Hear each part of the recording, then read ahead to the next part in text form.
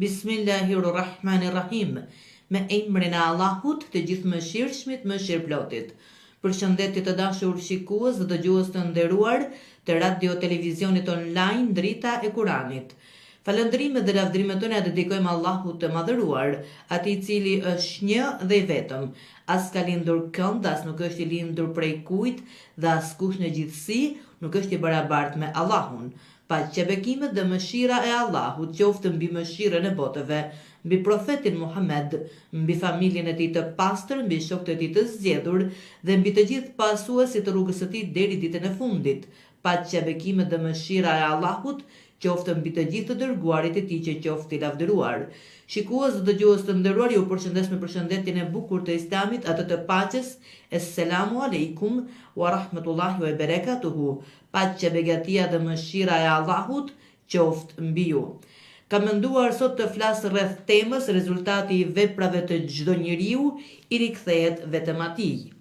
Trajtimin e kësaj teme do ta sjellim në dritën e komentimit të ajeteve 31 deri tek ajeti 41 të 33 deri tek ajeti 41 të surës Nejm, të cilat i japin përgjigje të gjithë atyre që kanë krijuar iluzione që për mëkatin e njërit të ndeshkohet ndonjë tjetër ose dikush të mund të marrë përsipër mëkatin e tjetrit. Këto ajete kanë mohuar një gjë të tillë. Këto ajete vënë në dukje parimin e rëndësishëm të Islamit, i cili saktëson se rezultati i veprave të çdo njeriu i rikthehet vetëm atij. Allahu i madhëruar në këto ajete thot: Bismillahirrahmanirrahim. A e ke vënë re atë që shmangët nga e vërteta dhe je pak e paqef. A i di ai vallë gjërat e padukshme, a i sheh ato vallë, a nuk ka dëgjuar ai për atë që thuhet në shkrimet e Musait dhe të Ibrahimit, i cili i plotësoi detyrimet se askush nuk do t'je mbartë gjunahet e tjetrit dhe se njeriu do të ketë vetëm atë për të cilën ka punuar, se përpjekjet e tij do të shihen dhe se do të shpërblehet me shpërblim të plot. Ajeti i pari këtij grupi ajetësh thot: A e ke vënë re atë që shmangët nga e vërteta? Thuhet se sipas shkakut të zbritjes së këtyre ajeteve, pati nga ata që dhan nga pasuria e tyre dhe më pas u shmangën nga dhënia e pasurisë, duke supozuar që tjetri mund të mbartë mbi supë barrën e mëkateve të tyre, dhe je pak e paqejf, thot Allahu. Ajeti në vijim thot: A i di ai vallë gjërat e padukshme, a i sheh ato. Pra, në një farë mënyre, ajeti shtron pyetjen: kush ka qenë dhe është kthyer nga kiameti dhe u ka sjell atyre lajmin që njerëzit mund të marrin rishfet dhe të mbartin mbi supë mëkatet e tjetrit? Kush ka ardhur i dërguar nga ana e Zotit dhe i ka informuar ata që Zoti është i kënaqur me një marrëveshje të tillë? Këto janë iluzione të thurura nga vetë politeistët për ta çliruar veten e tyre nga barra e këtyre përgjegjësive. Pas këtij kërcënimi të ashpër, Kurani famëlart citon dhe një parim thelbësor që ka ekzistuar dhe fetë e tjera qiellore. Kurani thot: Vallë, a nuk është në dijeni ai që me anë të këtyre premtimeve imagjinare ka hequr dorë nga dhënia e pasurisë në rrugën e Zotit dhe dëshiron të shpëtojë veten nga dëshkimi hyjnor, duke dhënë vetëm një pjesë të paktë nga pasuria e tij?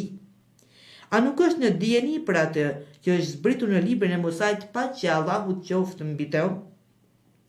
Vallë, thot Allahu, a nuk ka dëgjuar ai për atë që thuhet në shkrimet e Musait dhe të Ibrahimit, i cili i plotësoi detyrimet?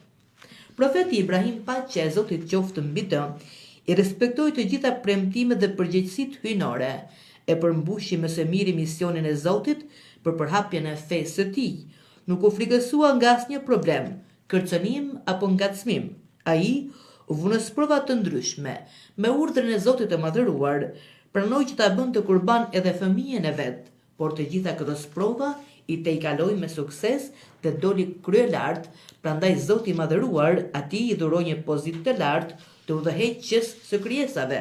Në ajetin 124 të surës El Bekare, ndër të tjera, lexojmë: Kur Allahu e provoi Ibrahimin me disa urdhërime, të cilat i plotësoi, Allahu i tha: Unë do të bëj ty imam, pra prijes të njerëzve.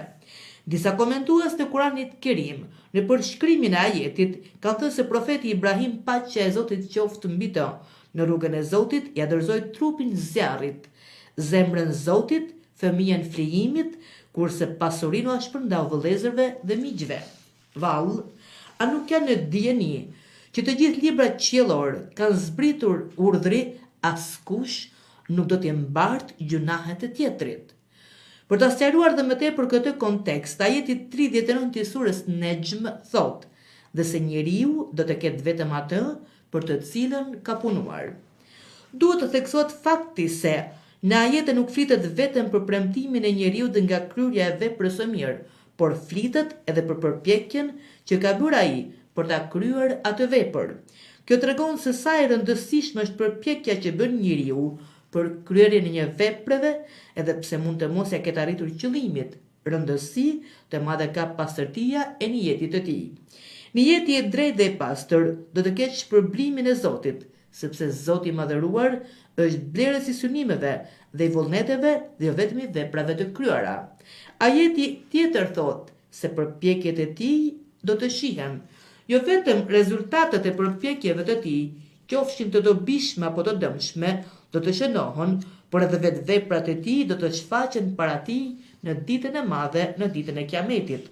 Në një rast tjetër, Kurani i famëlar thot: "Ditën kur çdo njeri e gjen pranë vetës atë që veproi, mirë ose keq." Lexojmë në surën Ali Imran në ajetin 30. Për shikimin e veprave të mira dhe të këqija në ditën e Kiametit tregohet edhe në surën Zelzele në ajetin 78, ku Allahu i madhëruar thot: "E kush punoi ndonjë të mirë që peshon sa grimca, atë do ta gjej, dhe kush punoi ndonjë të keqe që peshon sa grimca, atë do ta gjej." Më pas, sipas veprës së vet, do të shpërblet me shpërblim të plot. Ky ajet tregon se shpërblimi korrespondon masës së veprës, por kjo nuk bie ndesh me mirësinë hyjnore, që për kryerjen e veprave të mira do të ketë shpërblim 10 fish, 100 fish apo edhe 1000 fish të tyre. Allahu i madhëruar në surën Bekare, në ajetin 261 thot: "Ata që shpenzojnë pasurinë e vet në rrugë të Allahut, i shëmbëllejnë atij që mbjell një kokër, nga e cila dalin 7 kallinj, ku secili kalli ka nga 100 kokra. Allahu i arton shpërblimin edhe më tepër kujt të dëshirojë. Allahu është mirëbërës i madh dhe i gjithdijshëm." Shikues dhe dëgjues të nderuar, nga ajo që përmendëm deri më tani, do të përfitojmë 3 parime të rëndësishme islame. 1. Çdo njeri është përgjegjës i veprave të tij. 2. Përfitimi i çdo njeriu në ditën e Kiametit është përpjekja e tij. Dhe 3. Zoti i madhëruar do ta shpërblej plotësisht çdo njeri sipas veprës së tij. Në këtë mënyrë, Kurani i famëlart ka refuzuar dhe ka konsideruar si të pavlefshme shumë prej iluzioneve dhe bestytnive apo bindjeve që kanë njerëzit e thjeshtë.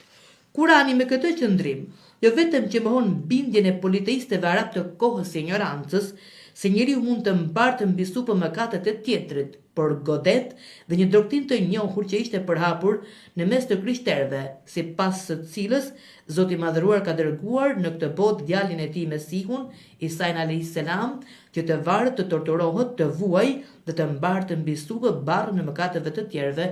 Nga kjo bindje Zoti na ruajt. Logjika e shëndosh pranon aksiomën se çdo kush është përgjegjës dhe përfitues prej veprave të tij. Kjo doktrinë islame udhëzon njeriu që të mos kërkojë mbrojtje dhe mbështetje tek bestytnit, apo t'ia kalojë mëkatin e vet një personi tjetër, por të përpiqet të kryejë vepra të mira, të qëndrojë larg mëkateve dhe sa herë që të kryejë ndonjë gabim apo mëkat, të stepët dhe të kërkojë falje dhe ta kompensojë atë. Kjo doktrinë ka pasur një ndikim të madh në edukimin e njerëzve në kohën kur ata ishin në presionin shkatërues të bindjes së kohët të paganizmit. Këto ajete jo vetëm janë filozofia kryesore e kësaj jete, por flasin edhe për përpjekjet e ahiretit, edhe për shpërblimet në botën tjetër. Kjo do të thotë që njerëzit besimtar nuk duhet të qëndrojnë në pritje të tjerëve që të kryejnë ndonjë punë për ta, apo të zgjidhin problemet e shoqërisë së tyre, por vetë i përvishën punës të bëjnë përpjekjet e tyre për të kryer sa më shumë vepra të mira. Nga këto ajete rrjedh edhe një parim ligjor lidhur me penalitetin. Ky parim tregon qartë se gjithnjë ndëshkimet përfshin mëkatarët, pra ligjshkelësit e vërtet dhe askush nuk mund të marrë përsipër mëkatin e as krimin e tjetrit. E gjithë panorama e ajeteve 31 deri tek ajeti 33 më bë fiksim këtë 31 është, por i 33 deri tek 41 të surës Nejm është rezultati i veprave të çdo njeriu i rikthehen vetëm atij dhe se askush nuk të mbar gjunahet e tjetrit. Prandaj kini kujdes çfarë veproni dhe çfarë punoni. Shikues dhe dëgjues të nderuar, kjo ishte tema për ditën e sotme, pra rezultati i veprave të njeriut i rikthehen po atij. Kështu që Zoti na ruajt nga mendime dhe iluzionet e kota, pasi duhet punojmë mirë për të pasur një jetë të mirë në këtë botë edhe në botën e përtejme.